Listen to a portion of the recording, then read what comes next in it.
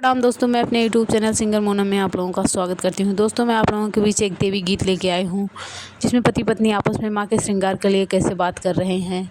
आप लोग गीत को पूरा सुनिए, कमेंट करके बताइए कैसा लगा। अच्छा लगे तो वीडियो को लाइक करिए, चैनल को सब्सक्राइब करिए, मेरा सपोर्ट करिए। पति अपनी पत्नी से कहते हैं, हाय सेंट गमकौआ हमारे खातिर सब सामान बाटे माई के सिंगारे खातिर।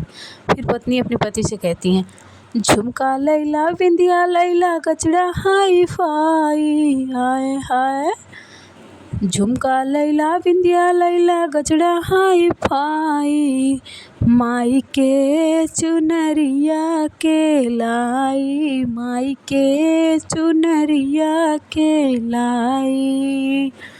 करल जाई हमनिया रजिया ए राजा जी, फेरी दी है मैया नजरिया ए राजा जी। ओ करल जाई हमनिया रजिया ए राजा जी, फेरी दी है मैया नजरिया ए राजा जी।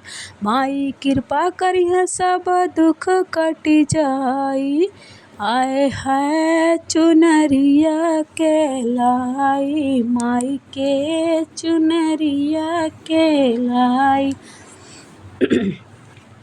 मैया के मन भावे रेशमी सड़िया, रेशमी सड़िया हो पिया रेशमी सड़िया। मैया के मन भावे रेशमी सड़िया, देखी के मगन होली माई लाल चूड़िया। मैया के पाँव देव पायल पहिनाई, मैया के पाँव देव पायल पहिनाई, माई के चुनरिया के लाई, माई के चुनरिया के लाई। फिर पति अपनी पत्नी से कहते हैं, गलती से गईनी भुलाई ए धनी हो, देब हम चुनरी लियाई ए धनी हो। गलती से गईनी भुलाई ए धनी हो, देब हम चुनरी लियाई ए धनी हो। साथे लेके एमपी के हम मार्केट जाई, माई के चुनरिया हम लाइब, माई के चुनरिया हम लाइब। पत्नी कहती है अपने पति से, धन्य